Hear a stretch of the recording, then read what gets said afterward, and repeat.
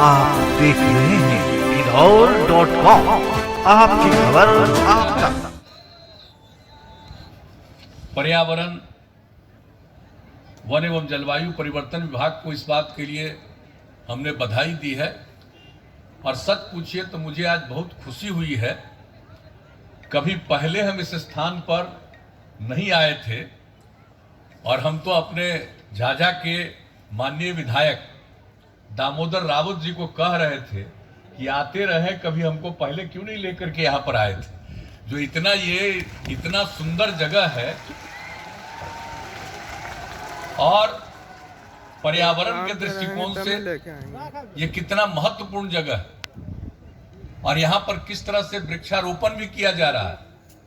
लेकिन ये सब चीज के साथ यहाँ पर कितनी बड़ी संख्या में पक्षियों का निवास होता रहा है। यहाँ के खुद यहीं के इसी स्थल के पक्षियों की संख्या भी काफी है और इसके अलावे विदेशों से जाड़े के मौसम में जिन इलाकों में बहुत ठंड होता है तो वहां से पक्षियां चलकर दूसरे जगहों पर जाती है और वैसी पक्षियां भी यहाँ और कितना सुंदर है। और लोगों ने एक एक चीज दिखाया है, दृश्य दिखाया है और नाव पर चल करके कुछ जगहों पर देखने का मौका मिला। क्या एक से एक सुंदर पक्षियों को देखने का अवसर मिला, मुझे बहुत प्रसन्नता हुई है।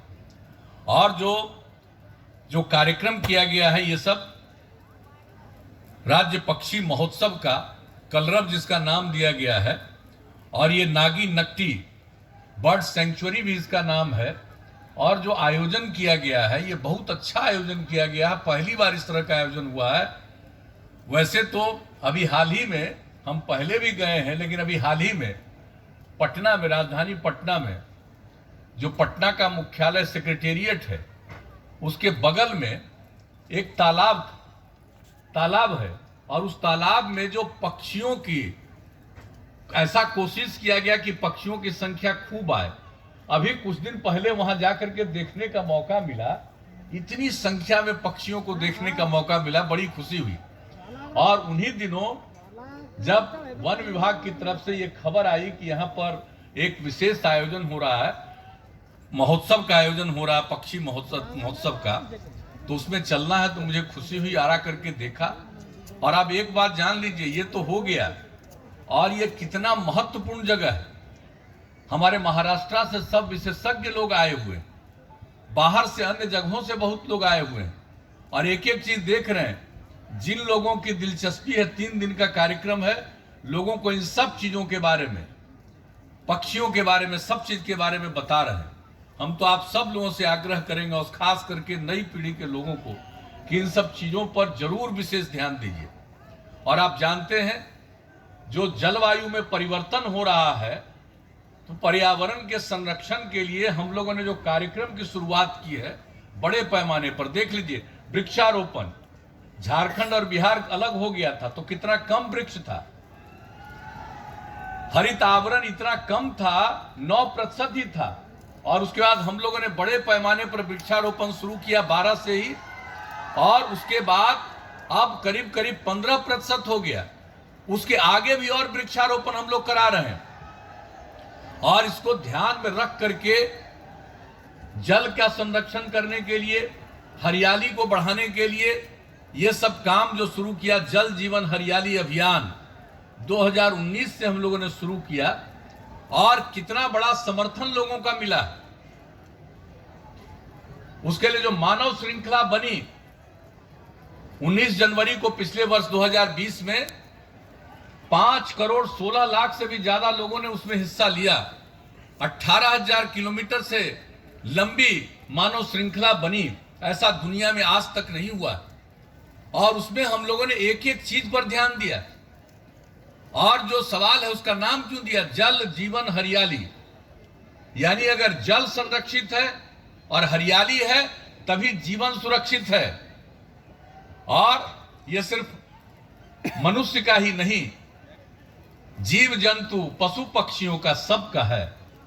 और आज बहुत जगहों पर पशुओं के लिए काम हुआ है और पक्षियों के लिए जो ये इंतजाम किया गया और जो इस प्रकार की व्यवस्था और जिस तरह से चारों तरफ आप देख रहे हैं अब कितना जगह इसकी हरियाली को और बढ़ाने का प्रयास किया जा रहा है। तो बहुत अच्छा दृश्य उपस्थित होने वाला है।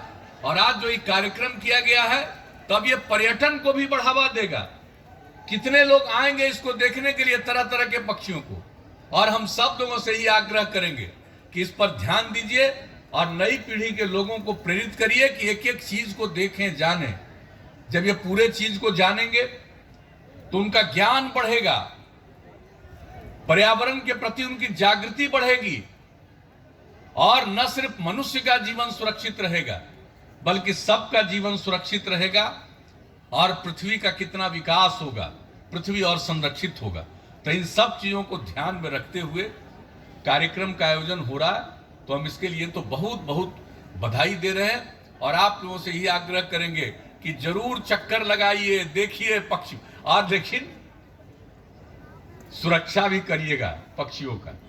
इसको मारने उड़ने की कोई जरूरत नहीं है, इसको सुरक्षित रखना है, इस बात का ध्यान रखना। पर्यटन को बढ़ावा देना तो एक पक्ष है, लेकिन जो सबसे बड़ी बात है कि हम पर्यावरण का संरक्षण करें, और इसको देखते हुए मनुष्य के साथ साथ अन्य चीजों को भी, पक्षियों को के बारे में भी पूरे तौर पर समझना, जानना, उनका संरक्षण करना, ध्यान देना, ख्याल रखना, जल का संरक्षण करना।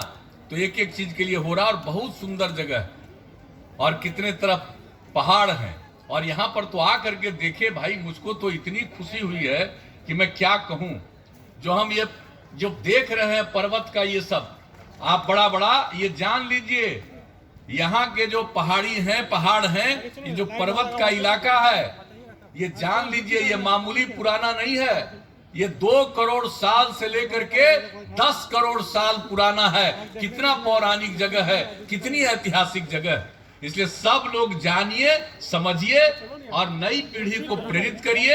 एक एक चीज को जानेंगे तो एक एक चीज का न सिर्फ प्रचार करके पर्यटन को बढ़ावा देंगे, बल्कि पर्यावरण का भी संरक्षण करेंगे, और बहुत अच्छे ढंग से एक एक चीज को समझेंगे। इसलिए आज जो इस कार्यक्रम का आयोजन हुआ है, मुझे खुशी है। और हम तो चाहेंगे कि भाई ये कार्यक्रम का आयोजन, सब लोगों की इतनी दिलचस्पी, और बिहार के भी बाहर के कितने लोग आए हुए हैं, हम तो यही चाहेंगे कि इसका आयोजन तो हर वर्ष करना चाहिए, ताकि सब लोग प्रेरित हों, और पूरे बिहार में भी किस तरह से इन सब चीजों के बारे में जागरूकता लाई जा रही है, सब लोग समझेंगे। इसलिए आपके बीच में उपस्थित होकर मुझे खुशी हुई। और भाई हम तो आज देख करके गए हैं, फिर कभी हम अचानक आकर के देखेंगे, ताकि असल होता क्या है कि बहुत बड़ी भीड़ होती है तो ये पक्षी लोग दूर चले जाते हैं, इसलिए नाव पर जाकर के देखना पड़ा। लेकिन बाकी जगह पर ठीक ढंग से जो पर्यटन को बढ़ावा दिया जाएगा, बहुत ही बढ़िया ढंग से, और उसकी सीमाओं को ध्यान में रखते हुए लोग घूमेंगे, नाव पर भी देखेंगे एक एक चीज को।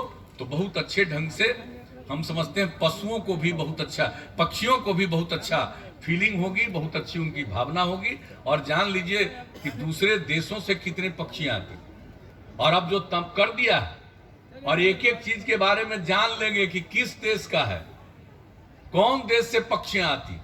और ये माना जाता है, विशेषज्ञों का ये मानना है कि जब चलते हैं जहां बहुत ठंड होती है उन जगहों से, तो आप सोच लीजिए, ये पक्षियों को जान लीजिए क्या गुण है इसमें।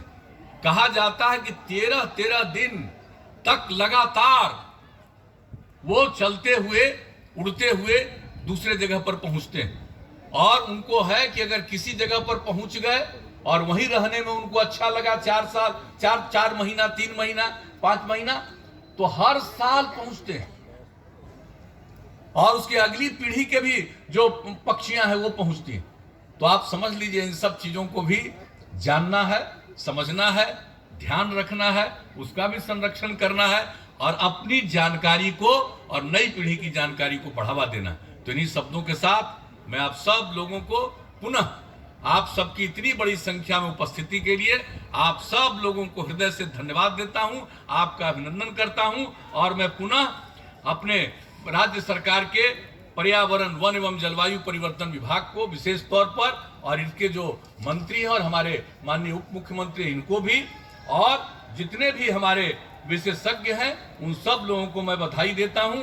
और जितने अधिकारी हैं वन विभाग के, उन सब लोगों को, और खास करके दीपक जी को जो प्रधान सचिव हैं पर्यावरण वन एवं जलवायु परिवर्तन, और इसमें जितनी रुचि और दिलचस्पी है, इसके लिए मैं उन सब लोगों को और इस विभाग के तमाम अधिकारियों को मैं विशेष तौर पर बधाई देता हूं और अपनी बात समाप्त करता हूं। बहुत बहुत धन्यवाद। सब्सक्राइब कीजिए हमारे चैनल को और बेल आइकॉन को दबाइए हमारी लेटेस्ट वीडियो सबसे पहले देखने के लिए।